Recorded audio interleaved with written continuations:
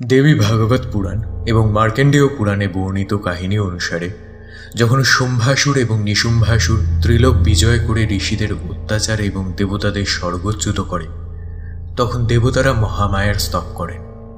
দেবতার স্তুতিতে প্রসন্ন হয়ে পার্বতী তার গাত্রকোষ হইতে পরম তেজস্বী পরম রূপবতী নারী সৃষ্টি করেন। পার্বতীর কোষ থেকে সমৎপূর্ণ বলে সেই মহাকায়া দেবী কৌশিকী নামে বিখ্যাত হয়। দেবতাদের অভয় প্রদান করে দেবী কৌশিকী শুম্ভাসুর এবং নিশুম্ভাসুর বধের নিমিত্ত রণক্ষেত্রে গমন করেন। রক্তবীজাসুর সমরক্ষেত্রে অবতরণ করে দেবীর সহিত যুদ্ধাভিলাষে উদ্যত হয়। দেবী খড়গ প্রহারে রক্তবীজাসুরের মুণ্ডচ্ছেদন করেন। অনন্তর মহাসুরের শনিদ্ধারা ভূমিতলে পতিত হয়। পতিত রুধি থেকে সহস্র রক্তবীজাসুরের জন্ম হয়। এভাবেই কালের জঠরে বারংবার জন্ম নেয় রক্তবীজের মতো পিশাচ।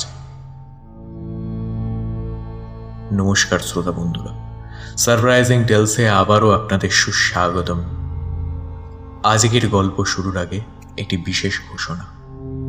আমাদের এই ছোট্ট চ্যানেল আপনাদের ভালোবাসায় কয়েকদিন আগে তার 1000 সদস্য পদ পূরণ করেছে এবং এই উপলক্ষে আমরা আপনাদের জন্য আনছি একটি স্পেশাল গল্প। পাশাপাশি আগামী মাস থেকে সারপ্রাইজিং টেলসে শুরু হচ্ছে একটি তান্ত্রিক সিরিজ। তাহলে এখনো দেরি করবেন? চটপট সাবস্ক্রাইব করে তার পাশে থাকা বেল আইকনটি প্রেস করে দিন আর ধামাকেদার গল্পগুলোর আপডেট পেতে থাকুন।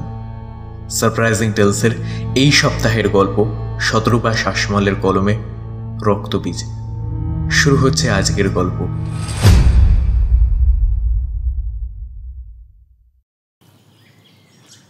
ওহে দিবানাথ, তোমার ঘোড়া সামলাও। উত্তরে মাথা নেড়ে অন্য মানুষের মতো বলে কোনো রকমে চাল দিলেন দিবানাথ বাবু। নাও কিস্তি মাছ। না হে, আজকে খেলাটা তেমন জমলো না। না হলে তোমার মতো ওস্তাদ খেলুড়ে বারবার হেরে যাচ্ছ। কি ব্যাপার বলো তো? বউ ঠাকুরনের সঙ্গে মনোমালিন্য হয়েছে নাকি? নাকি জমি জিরেদ নিয়ে মামলা মোকদ্দমা? জিজ্ঞাসা করলেন রতিকান্ত। না, তেমন কিছু নয়। আসলে কোনো কাজেই মন দিতে পারছি না, শরীরটাও বিশেষ ভালো নেই। আচ্ছা, তুমি বরং বসো, আমি ভেতর থেকে তোমার জন্য চা বলে আসছি। দিবানাথ চলে গেলেন। দিবানাথ চৌধুরী মধুপুরের জমিদার। এদের দাপটে এককালে বাঘে গরুতে একঘাটে জল খেত। দিবানাথের পিতা রমানাথ ছিলেন দুর্ধর্ষ, খল ও লম্পট প্রকৃতির। অত্যন্ত দুশ্চরিত্র এই রমানাথের কুকীর্তির কথা সর্বজন বিদিত। এখনো কান পাতলে শোনা যায় রমানাথের বাগান বাড়ির আনাচে কানাচে বহু নিরপরাধ মেয়ের লাশ পোতা রয়েছে। নিরীহ মেয়েদের ধরে এনে তাদের অত্যাচার করে শেষে মেরে ফেলতেন রমানাথ। এছাড়া খাজনার জন্য বহু প্রজাকে অত্যাচার করে শেষে মেরে ফেলতে রমানাথের একটু হাত কাঁপত না। কিন্তু রমানাথের ভীষণ স্বভাব কিংবা চেহারার ধারে কাছেও দিবানাথ ছিলেন না। রমানাথ ছিলেন লম্বা, খড়গনশা, হৃস্কন্ধ, কাপাট বক্ষ, উন্নত দেহের পুরুষ। আর দিবানাথের কোকড়া চুল এবং ভাবালু দৃষ্টি এবং নম্র স্বভাব সহজেই কবিদের কথা মনে করিয়ে দেয়। কালের নিয়মে রমানাথ গত হলেন। সমস্ত জমিদারির ভার পড়ল তার একমাত্র পুত্র দিবানাথের উপর। রমানাথের ভয়ে প্রজারা সবসময় থরহরি কম্পমান থাকলেও দিবানাথকে সবাই ভালোবাসে। প্রজাবৎসল হওয়ায় তাদের জমিদার বাবুর সুখে দুঃখে সবসময় তারা পাশে থাকে। এহেন দিবানাথের বয়স যখন 24 বছর, তখন পাশের গ্রামের জমিদারের বড় কন্যা সৌদামিনী দেবীর সঙ্গে বিবাহ বন্ধনে আবদ্ধ হন। কিন্তু বিয়ের 5 বছর কেটে যাওয়ার পরও কোনো সন্তান না হওয়ায় দিবানাথ সবসময় মনকষ্টে ভোগেন। বার, ব্রত, উপোস, মাদুলি কিছুই বাকি রাখেননি সৌদামিনী দেবী। অবশেষে ডাক্তারের পরামর্শে শহরে গিয়ে পরীক্ষা নিরীক্ষা করে এসেছিলেন গত সপ্তাহে। আজই তার রিপোর্ট এসেছে। ডক্টর রায় বলেছেন সমস্যা দিবানাথে, যার ফলে তিনি কোনোদিনও বাবা হতে পারবেন না। মনটা তাই সকাল থেকেই বড়ই বিচলিত। সন্ধেটা প্রতিদিন বাল্যবন্ধু রতিকান্তর সঙ্গে দাবা খেলে গড়গড়া টেনে বিভিন্ন গল্পে মেতে থাকেন দিবানাথ। অবশ্য বেশিরভাগ গল্প করেন রতিকান্ত। কিন্তু আজ দিবানাথের কিছুই ভালো লাগছিল না, না দাবা না রতিকান্তর সঙ্গ। গোড়া থেকে সেটা লক্ষ্য করেছিলেন রতিকান্ত। দিবানাথ সারাক্ষণ কি যেন ভেবে চলেছেন। ভিতর থেকে দিবানাথ বেরিয়ে আসতেই রতিকান্ত বললেন, দেবানাথ, তুমি না বললেও তোমার অস্থিরতার কারণ বোধহয় আন্দাজ করতে পারছি। দিবানাথ চমকে উঠে রতিকান্তর মুখের দিকে তাকালেন। কিছুক্ষণ চুপ থাকার পর রতিকান্ত বলে উঠলেন, দেখো, পৃথিবীতে এমন অনেক কিছু হয় যা আমাদের সাধারণ বুদ্ধির বাইরে। সমস্যা যখন আছে তার সমাধানও রয়েছে, আমাদের সেই পথটা খালি খুঁজে বার করতে হবে। এই বলে চুপ করলেন রতিকান্ত। দিবানাথ বিস্মিত হয়ে জিজ্ঞেস করলেন, তুমি ঠিক কি বলতে চাইছো বলো তো? দেখো, ব্যাপারটা খুলেই বলি। তুমি সমস্যায় রয়েছো তার কারণ আজ বিজ্ঞান দ্বারা প্রমাণিত হয়েছে যে তুমি কোনোদিন সন্তানের পিতা হতে পারবে না। কিন্তু আমি বলছি এ সম্ভব। বিজ্ঞান আজও অনেক কিছু প্রমাণ করতে পারেনি, কিন্তু সেসবের অস্তিত্ব রয়েছে। সুতরাং এত হতাশ হবার কোনো কারণ নেই। দিবানাথ কিছু বলার আগে রতিকান্ত আবার বলে উঠলেন, দেখো, আমি এসব কি করে জানলাম তা জানার প্রয়োজন তোমার খুব একটা নেই। শুধু এটুকু বলবো, একটা উপায় রয়েছে, তা বেশ কঠিন এবং বিপদসংকুল। যদি তুমি চাও আমি অবশ্যই সে পথের সন্ধান দিতে পারি, তবে এ বিষয়ে বউ ঠাকুরনের মতও অত্যন্ত জরুরি। কারণ যেসব আচার বিধি পালন করতে হবে তা তোমাদের দুজনকে একসাথে পালন করতে হবে।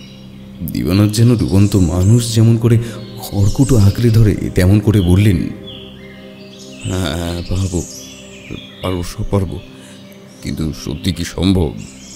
এই অসম্ভবকে সম্ভব কি করতে পারবে তুমি? একটু হেসে রতিকান্ত বললেন,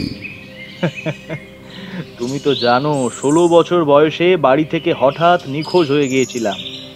ফিরেছিলাম বহুদিন পর। সে নিয়ে তোমাদের তো কৌতূহলের অন্ত ছিল না।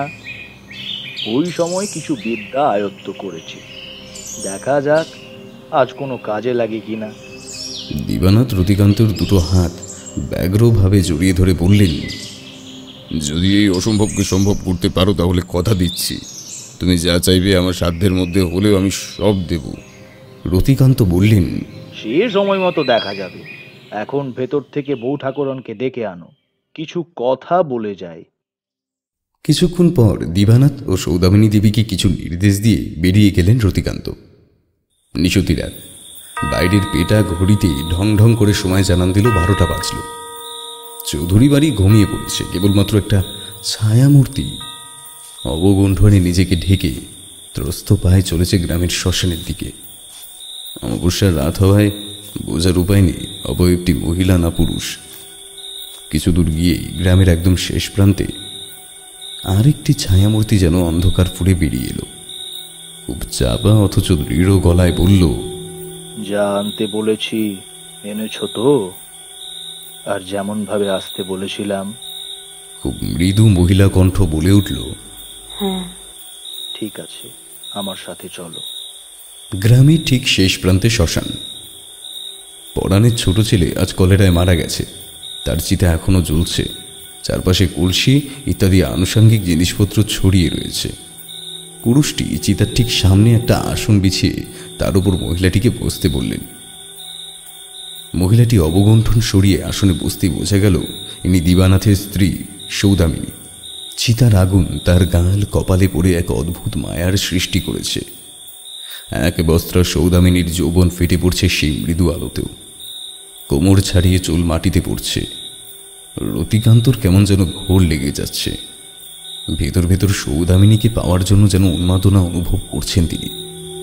সৌদামিনীকে সবসময় ঘোমটার আড়ালে দেখতে অভ্যস্ত রতিকান্ত। তার আড়ালে যে অতুল রূপরাশি লুকানো রয়েছে তাই প্রথম দেখলেন তিনি। তার এই এত বছরের দীর্ঘ ব্রহ্মচারী জীবনে বহু নারী দেখেছেন তিনি, কিন্তু কারো জন্য এত রিপুর তাড়না অনুভব করেননি কোনদিন। কিন্তু এ তো সাক্ষাৎ কামিনী। দেখতে দেখতে একটা বাঁকা হাসি খেলে গেল রতিকান্তর মুখে। বললেন, বউ ঠাকুরন, পাত্রটা বার করুন। সৌদামিনীর আঁচলের ভেতর থেকে একটা পাত্র বের করলেন।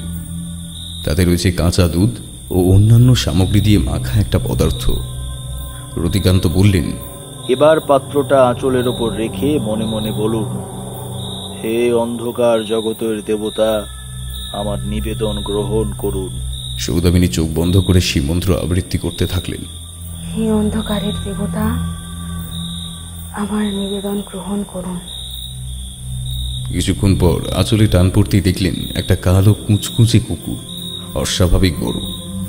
চোখ দুটো যেন লাল আগুনের ভাঁটার মতো জ্বলছে, মুখের দুপাশে ফেনা, জিভটা বেরিয়ে রয়েছে স্বাভাবিকের চেয়ে অনেক বেশি। আস্তে আস্তে মুখ নামিয়ে দুধ খেয়ে নিবেশি অন্ধকারে মিলিয়ে গেল যেন। রতিকান্ত বললেন, বৌঠান, এবার আপনি আমার দিকে তাকান, ভালো করে তাকান। সৌদামিনী রতিকান্তর দিকে তাকাতে রতিকান্ত এক টানা সুরের মতো বলে চললেন, ঘুম ঘুম, ঘুমিয়ে পড়ুন, ঘুম ঘুম, ঘুমিয়ে পড়ুন। সৌদামিনীর চোখ ঘুমে জড়িয়ে গেল। তার মনে হলো রতিকান্তের ঠোঁট ধীরে ধীরে তার দিকে নেমে আসছে। কতক্ষণ এভাবে আচ্ছন্ন হয়ে পড়েছিলেন সৌদামিনীর মনে পড়ল না। ঘোর কাটলে মনে পড়ল তিনি শ্মশানে। তাড়াতাড়ি করে উঠতে যেতেই মনে হলো মাথাটা ভীষণ ভারী, তুলতে দস্তুর মতো বেগ পেতে হচ্ছে, সারা শরীরে তীব্র যন্ত্রণা অনুভূত হচ্ছে। তখনই রতিকান্তের ব্যগ্র গলা কানে এলো। এখন কেমন বোধ করছেন বউ ঠাকুরন? কিছুটা সুস্থ মনে হচ্ছে কি? সৌদামিনী সম্মতি সূচক মাথা নাড়লেন। রতিকান্ত সৌদামিনীর দিকে হাত বাড়িয়ে দিয়ে বললেন, উঠে আসুন, রাত প্রায় ফর্সা হয়ে এলো, এবার আপনাকে যেতে হবে। আর যা যা বলেছিলাম সেগুলো দিবানাথ আর আপনি পালন করবেন, ভুল যেন না হয়। সৌদামিনী আস্তে আস্তে উঠে বসলেন। রতিকান্তের বাড়ানো হাত অগ্রাহ্য করে নিজেই ধীরে ধীরে দাঁড়ালেন। সৌদামিনী এক পা হাঁটতেই টলে পড়ে যাচ্ছিলেন। রতিকান্ত হাত বাড়িয়ে ধরতে যেতেই সৌদামিনী মৃদু অথচ দৃঢ় স্বরে বললেন, আমি পারবো ঠাকুরপো, সাহায্যের প্রয়োজন নেই। মুহূর্তের মধ্যে রতিকান্তের মুখে একটা ছায়া খেলে গেল। কপালে ফুটে উঠল রাগের কুঞ্চন। মনের ভাব গোপন রেখে বললেন, ঠিক আছে, সাবধানে যান।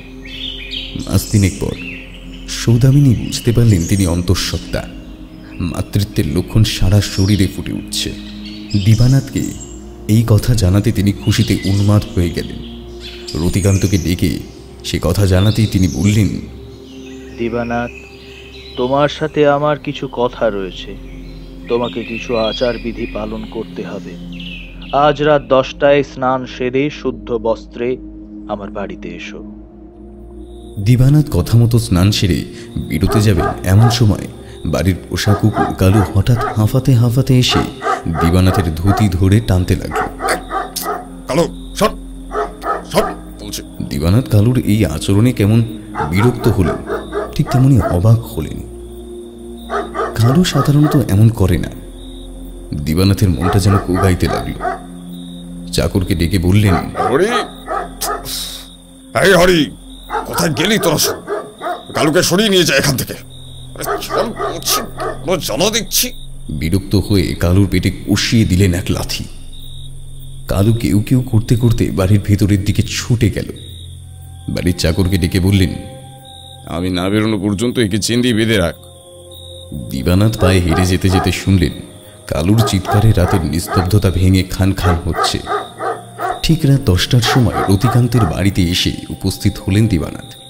বাড়ির দরজায় এসে দাঁড়াতে ভেতর থেকে রতিকান্ত বললেন, ভেতরে এসো দিবানাথ।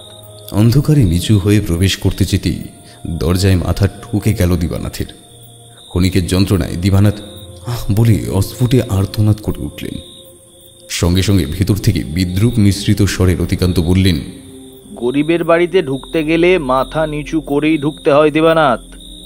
এ তো তোমার 7 মহলা দালান বাড়ি নয়। রতিকান্তর বলার ভঙ্গিমায় কিছুটা আশ্চর্য হলেন দিবানাথ। এই স্বরে তো কোনোদিন কথা বলে না রতিকান্ত। তিনি পরিস্থিতিটা হালকা করার জন্য বললেন, অনেক গরিবের ঘরেই ঢোকার অভ্যেস আছে, অন্ধকারে ঠিক ঠাউর করতে পারিনি, তাই বলেই বিপত্তি। ঘরে ঢুকে দিবাকর দেখলেন রতিকান্তের পরনে রক্তাম্বর, কপালে রক্তচন্দ্রনের তিলক আঁকা। রতিকান্ত দিবানাথকে বললেন, আমাকে অনুসরণ করো। হাতে একটি হ্যারিকেন নিয়ে রতিকান্ত ধীরে ধীরে বাড়ির ভেতরে ঢুকলেন, সঙ্গে দিবানাথ। ভেতরের ঘরের ঠিক মাঝখানে একটা আসন পাতা, কাষ্ঠাসন। ধীরে ধীরে ওটা সরিয়ে দিতেই দিবানাথ দেখতে পেলেন আসলে ওটা কাষ্ঠাসন নয়, নিচের দিকে সারি সারি সিঁড়ি নেমে গেছে। বেশ কিছুক্ষণ নামার পর দিবানাথ দেখলেন একটা বন্ধ ঘর, ভেতর থেকে আবছা আলোর আভাস পাওয়া যাচ্ছে, তার সঙ্গে কিছু একটা কটু গন্ধ পাওয়া যাচ্ছে। রতিকান্ত আঙুলের নির্দেশে দিবানাথকে ওই কক্ষে ঢুকতে নির্দেশ করলেন। দিবানাথ এই ঘরে ঢুকতে ভীষণ রকম চমকে উঠলেন। এক ভীষণ আকৃতির নগ্ন দেবী, যেন বিশ্বের সব কুরূপ একত্রিত হয়েছে। বিরল কেশ, মুখের দুপাশে সদন্ত বেরিয়ে আছে, টকটকে লাল জিহ্বা ও মুখের বেশ কিছুটা অংশে রক্ত লেগে রয়েছে। স্ফীতদরা দেবীর জনিদেশ থেকে ঝুলছে একটা থলি, তার ভেতর বড় হচ্ছে এক ভীষণ আকৃতি পিশাচ, অমাবস্যার রাতের মতো ঘোর কৃষ্ণবর্ণ, হাত পা নাক মুখের জায়গায় বড় বড় গর্ত। বেশিক্ষণ তাকিয়ে দেখতে পারলেন না দিবানাথ। রতিকান্ত বলে উঠলেন, তোমার এবার দেওয়ার সময় হয়ে এসেছে দিবানাথ। দেবীর সামনে যে পাত্র রাখা আছে তাতে তোমার বুক চিরে রক্ত দিয়ে নৈবেদ্য সাজাতে হবে, তবেই সন্তুষ্ট হবেন তিনি। দিবানাথ ভয়ে বিস্ময়ে এতটুকু হয়ে গেলেন। রতিকান্ত বজ্রা নির্ঘোষ স্বরে বললেন, দেরি করলে কিংবা পিছিয়ে গেলে কিন্তু দেবী রুষ্ট হবেন, আর তাতে কিন্তু। বাক্যটা শেষ করলেন না রতিকান্ত। দিবানাথ পাশে রাখা খুর দিয়ে খানিকটা বুক চিরে রক্ত বের করে ওই পাত্রে ধরলেন। সেই রক্ত দেবীর পায়ের কাছে রেখে বিচিত্র স্বরে মন্ত্র পড়ে চললেন রতিকান্ত। এদিকে সৌদামিনী ঘুমের ঘরে বুঝতে পারলেন তার গোটা শরীরে যেন আন্দোলন শুরু হয়েছে। তলপেটের ভিতর প্রচণ্ড যন্ত্রণায় বিছানায় উঠে বসলেন সৌদামিনী। তার মনে হলো গর্ভস্থ সন্তান যেন পেট ছিঁড়ে এখনই ভূমিষ্ঠ হতে চাইছে। নিদারুণ যন্ত্রণায় বিস্ময়ে তিনি চিৎকার করে উঠলেন। সৌদামিনীর চিৎকার শুনে বাড়ির ঝি মানদা ছুটে এলো। কি হলো মা? কষ্ট হচ্ছে? নীলমণি কবরেজকে খবর দেব? ওরে হরি, মাধব, তোরা কোথায় গেলি? শিগগির করে যা, মা ঠাকুরন কষ্ট পাচ্ছেন। হরি তাড়াতাড়ি লণ্ঠন নিয়ে বেরিয়ে গেল। এদিকে সৌদামিনীর অবস্থা ক্রমশ খারাপের দিকে যাচ্ছে। মানদা তাড়াতাড়ি গরম জল আনতে রান্নাঘরের দিকে গেল। হঠাৎ মনে হলো তলপেট ছিঁড়ে বেরিয়ে আসছে 3 মাথাওয়ালা এক অদ্ভুত কিছু, যে মানুষ হতে পারে না। অন্তঃসত্ত্বাকালীন প্রতি রাতে তিনি একে স্বপ্নে দেখতে পান। মিশমিশে কালো, 3 মাথা, চোখ নাকের জায়গায় বড় বড় গর্ত। সৌদামিনী বুঝতে পারলেন তার গর্ভে মানব শিশু বেড়ে উঠছে না। চিৎকার করে মানদাকে ডাকতে যেতেই তার মনে হলো শরীরে আর এক ফোঁটা শক্তি অবশিষ্ট নেই। প্রচণ্ড যন্ত্রণা হচ্ছে, বোধহয় প্রসব যন্ত্রণা ও এর কাছে হার মানবে। ধীরে ধীরে তার চোখে অন্ধকার নেমে এলো। সৌদামিনী জ্ঞান হারালেন। মানদা তাড়াতাড়ি গরম জল করে এনে রেখে দেখল সৌদামিনী জ্ঞান হারিয়েছেন। সে বিড়বিড় করতে লাগলো, কর্তাই নিশুত রাতে কোথায় বেরিয়ে গেলেন কে জানে। মাত্র 3 মাসে পোয়াতির এত কষ্ট হচ্ছে কেন ভগবান জানেন। যত সব অনাচ্ছিষ্টি কাণ্ড। এদিকে হরি নীলমণি কবিরাজ মশাইকে ডেকে এনেছে। এত রাতে কে আর জেগে থাকে? অন্য কোথাও হলে নীলমণি কবিরাজ হয়তো যেতেন না, কিন্তু জমিদার বাড়ি বলে কথা, যেতে তো হবেই। বৃদ্ধ কবিরাজ এসে সৌদামিনী নাড়ি ধরে অস্বাভাবিক কিছু পেলেন না। মানদাকে জিজ্ঞেস করলেন, এই ঠিক কি হয়েছিল বলতো? মানদা প্রথম থেকে প্রায় সবকিছু বলল।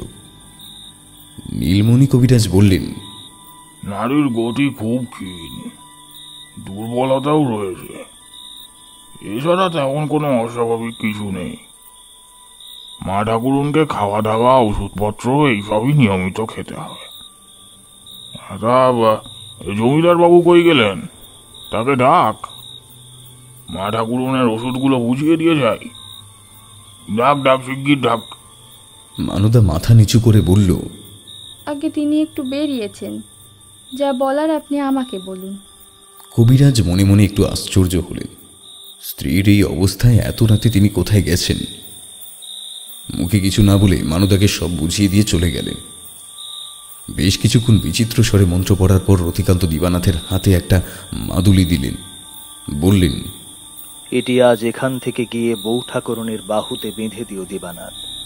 একেবারে প্রসব হওয়ার পর খুলবে।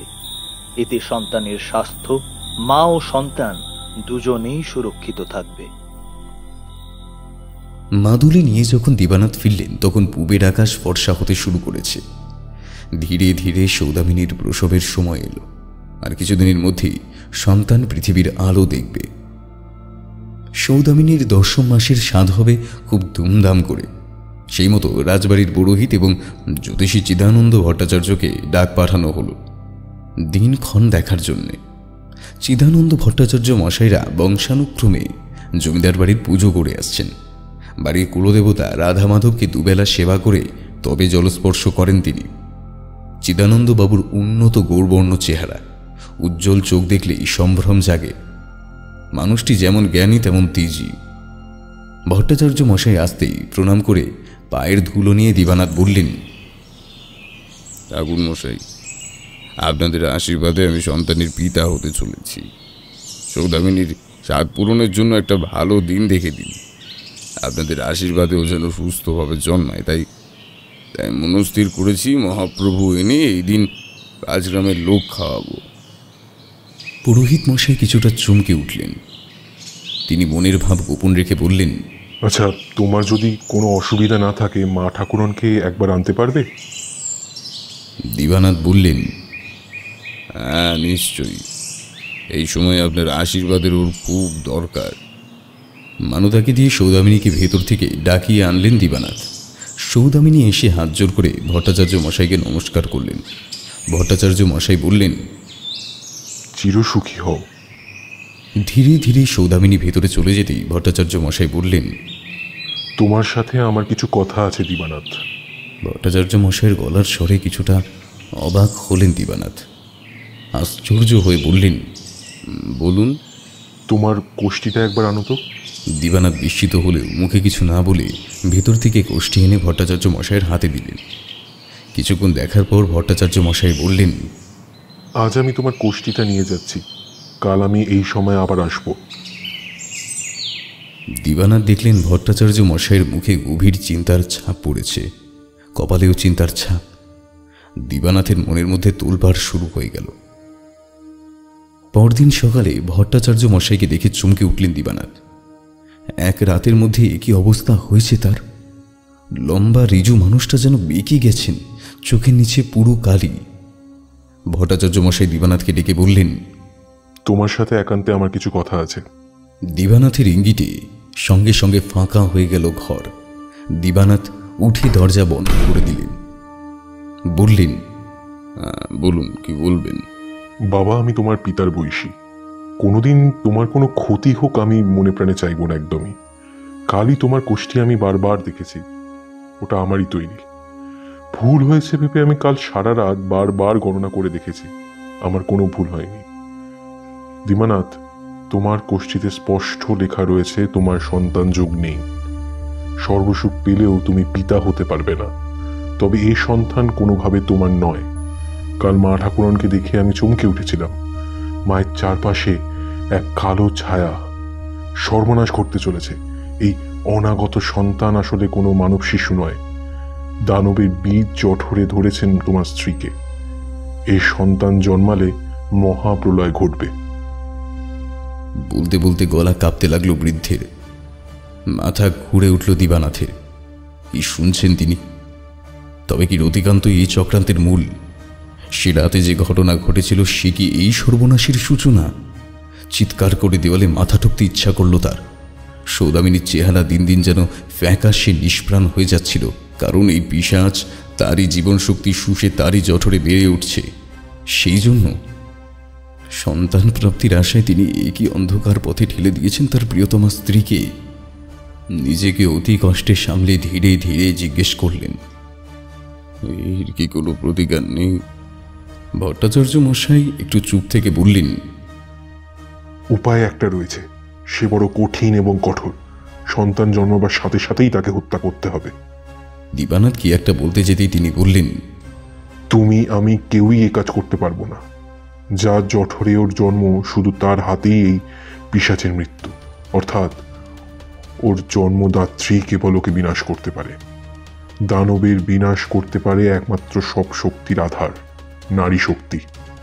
দিবানাথ কিছু বলার আগে সঙ্গে সঙ্গে বাইরে ভারী কিছু একটা পড়া শব্দ হলো। তাড়াতাড়ি দরজা খুলে দেখলেন সৌদামিনী মূর্ছিত অবস্থায় দরজার কাছে পড়ে রয়েছে। অর্থাৎ সৌদামিনী সব শুনে নিজেকে আর সামলাতে না পেরে অজ্ঞান হয়ে গেছে। দিন দুয়েক পর দিন যেন মহাপ্রলয় নেমে এসেছে। গগন বিদারী বজ্রপাতের আওয়াজে ধরণী কেঁপে উঠছে, তার সঙ্গে ভয়ঙ্কর ঝড় বৃষ্টি।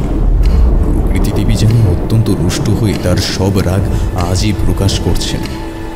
ঝড়ের আওয়াজে মনে হচ্ছে সহস্র নাগিনী যেন বিষ নিঃশ্বাস ফেলছে। সৌদামিনীর মনে হলো তিন মাথাসী দানব আজ তার সব শক্তি দিয়ে তার তলপেট ছিঁড়ে বেরিয়ে আসছে। এই যন্ত্রণা যেন নরক যন্ত্রণা, এর থেকে মৃত্যুই শ্রেয়। জোরে জোরে শ্বাস ফেলছেন তিনি। না, আজ জ্ঞান হারালে চলবে না। জন্মাবার পর নিজের হাতে হত্যা করতে হবে সেই দানবকে। পরপর যত বেলা বাড়তে থাকলো ততই বৃষ্টির গতিবেগ বাড়তে লাগলো, আর পাল্লা দিয়ে বেড়ে চলল সৌদামিনীর গর্ভযন্ত্রণা। কিছুক্ষণ পর মনে হলো নাড়ি ছিঁড়ে বেরিয়ে আসছে একটা মাথা। একটা মাথা নয়, পরপর তিনটে মাথা। প্রচন্ড কষ্টে নিজেকে সংবরণ করলেন তিনি। চেয়ে দেখলেন এ কি? এ তো স্বপ্নে দেখা সেই পিশাচ। ঘোর কৃষ্ণবর্ণ, তিনটে মাথা, চোখ, নাক, মুখের জায়গায় বড় বড় গর্ত, হাত পা নেই। তার জায়গায় রয়েছে সুরের মতো কিছু অঙ্গ প্রত্যঙ্গ, তার উপর রয়েছে বড় বড় মুখ। আর সহ্য করতে পারলেন না তিনি, ধীরে ধীরে আত্মসম্বরণ করলেন। না, এ তার সন্তান নয়, সাক্ষাৎ শয়তান। দুহাত তুলে সঙ্গে সঙ্গে আছাড় মারলেন মেঝেতে। চিৎকার করে কাঁদতে কাঁদতে বললেন, ওগো কোথায় আছো? আমি মেরে ফেলেছি, নিজের হাতে নিজের সন্তানকে হত্যা করেছি আমি। ঈশ্বর, ঈশ্বর, কেন কেন করালে আমায় দিয়ে এসব? কোন পাপের শাস্তি দিলে আমার?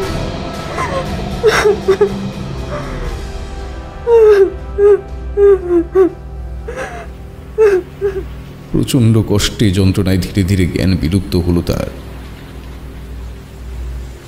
দিবানাথ স্ত্রীর কান্না শুনতে পেয়ে বুঝতে পারলেন সব। ঝড় বৃষ্টি মাথায় করে তিনি বেরিয়ে পড়লেন রতিকান্তের বাড়ির উদ্দেশ্যে। আজ জবাবদিহি তাকে করতেই হবে। কিছুক্ষণ পর যখন রতিকান্তর বাড়িতে এসে পৌঁছলেন তখন তার মাথা থেকে পা পর্যন্ত জল গড়াচ্ছে। রতিকান্তর ঘরের বাইরে এসে রতিকান্তর নাম ধরে ডাকলেন তিনি। তাড়াতাড়ি এসে দরজা খুলে দাঁড়ালো রতিকান্ত, মুখে বিস্ময়। কি ব্যাপার, তুমি এই রাতে এইভাবে? দিবানাথ জলদ গম্ভীর স্বরে বললেন, না জানার ভান করো না তুমি। তুমি আবার সুহৃদয় হয়ে এত বড় ক্ষতি করতে পারলে আমার? হ্যাঁ, কেন কেন? জবাব দাও, দাও জবাব। মুহূর্তের মধ্যে রতিকান্তর দুচোখ জ্বলে উঠল। বিদ্রুপাত্মক স্বরে বলল, বন্ধু? কে তুমি? পিতৃহন্তার বংশধর কোনোদিনও আমার বন্ধু হতে পারে না। রতিকান্ত, মনে পড়ছে না? না, না মনে পড়ারই কথা। আমার বিধবা পিসিকে জোর করে ভোগ করতে চেয়ে পাননি বলে দিনের বেলায় তোমার পিতা আমার বাবাকে নৃশংসভাবে খুন করে গ্রামের মাঝখানে পুঁতে দিয়েছিলেন। তখন তুমি অনেক ছোট, হয়তোবা সোনার বাটিতে রূপোর চামচে পায়েস খাচ্ছিলে। সেই দিন থেকে আমার লক্ষ্য ছিল তোমার পরিবারের সর্বনাশ ডেকে আনা। তাই সন্তানের পিতা হতে পারবে না জেনেও তোমায় আমি লোভ দেখাই। পৃথিবীতে সন্তান আকাঙ্ক্ষা সবচেয়ে দুর্নিবার আকাঙ্ক্ষা। আমার ফাঁদে পা দাও তুমি। আরো শুনতে চাও? তাহলে শোনো। তোমার স্ত্রীর গর্ভে রয়েছে আমার সন্তান। যদিও আমার ঔরজাত, কিন্তু ওর আত্মা শয়তানের। ও তোমাকে, তোমার পরিবারকে ধ্বংস করে দেবে, শেষ করে দেবে। ওর বিনাশ নেই। আহা করে উন্মাদের মতো হেসে উঠল রতিকান্ত। দিবানাথ বলে উঠলেন, তার হবে না রতিকান্ত, এতক্ষণে তার বিনাশ হয়েছে। প্রতিহিংসায় তুমি পাগল হয়ে গেছো রতিকান্ত। তুমি যা করেছো তার বদলা আমি নিতে পারতাম, তবে এই মুহূর্তে শেষ করে দিতে পারতাম। কিন্তু তুমি আমার বন্ধু, অন্তত আমি তাই এতদিন ভেবে এসেছি। কিন্তু তোমায় ক্ষমা করলে আমার স্ত্রীকে অসম্মান করা হবে, তাই তোমায় একটা সুযোগ দিচ্ছি। কাল সূর্য ওঠার আগে গ্রাম ছেড়ে চলে যাবে তুমি। কাল যেন তোমায় এই গ্রামে কেউ না দেখে। বলে যেমন এসেছিলেন তেমনই অন্ধকারে মিশে গেলেন দিবানাথ। পরের দিন খবর পাওয়া গেল রতিকান্তকে কে যেন নির্মমভাবে গলা টিপে হত্যা করেছে। দিবানাথ অবাক হয়ে গেলেন, এই ভেবে যে তিনি ছাড়াও কি আর রতিকান্তর শত্রু ছিল, নয়তো কে নিষ্ঠুরভাবে হত্যা করল তাকে। রতিকান্তর মৃত্যু অমীমাংসিতই থেকে গেল। বেশ কিছুদিন পর জমিদার বাড়িতে ভিক্ষা করতে এসেছে এক পাল বিদে। একটা বছর পাঁচেকের বাচ্চা মেয়ে বেশ নেচে নেচে গান গাইছে। পরনে ছেঁড়া পোশাক হলেও মুখখানা জলজলে, ওই দলের থেকে যেন একটু আলাদা। দিবানাথ কৌতূহলী হয়ে জিজ্ঞেস করলেন, এই মেয়েটি কি তোমাদের? বেদে সর্দার বলল, লাগত্তা, উহাকে খুব ছোট অবস্থায় আমরা কইরে পেয়েছি, সেই থেকে আমাদের দলের সাথে রয়েছে। নাচ গান, সাপের খেলা এসব দেখায়। শোনো, এই মেয়েটিকে যদি আমি আমার কন্যার মতো প্রতিপালন করি, তোমাদের কোনো আপত্তি আছে? না না, সে তো ভালো কথা।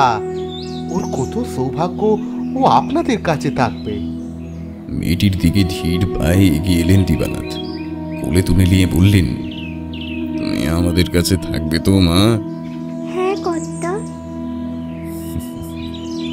তবে আজ থেকে আমি তোমার বাবা। আর ভেতরে চলো, সেখানে তোমার মা রয়েছেন। ভিতরে গিয়ে তিনি সৌদামিনীকে বললেন, এই নাও, আজ থেকে তোমার মেয়ে। আর দুঃখ পেও না তোমার সন্তান নেই বলে। সৌদামিনীর সঙ্গে সঙ্গে মেয়েটিকে বুকে টেনে দিলেন। উপর থেকে মুখ বাড়িয়ে দিবানাথ বললেন, সর্দার যান, তোমার এবং তোমার দলের সবার আজ এখানে নেমন্তন্ন। সারাদিন খাওয়া দাওয়া করে বিশ্রাম নিয়ে কাল সকালে যেও চল। হরি, এ পুকুরে জাল ফেল, বড় রুই মাছ ধরতে হবে। আমার মেয়ে এসেছে আমার ঘরে, লক্ষ্মী এসেছেন স্বয়ং। নিচ থেকে বেদে বলল, যাই কর্তা।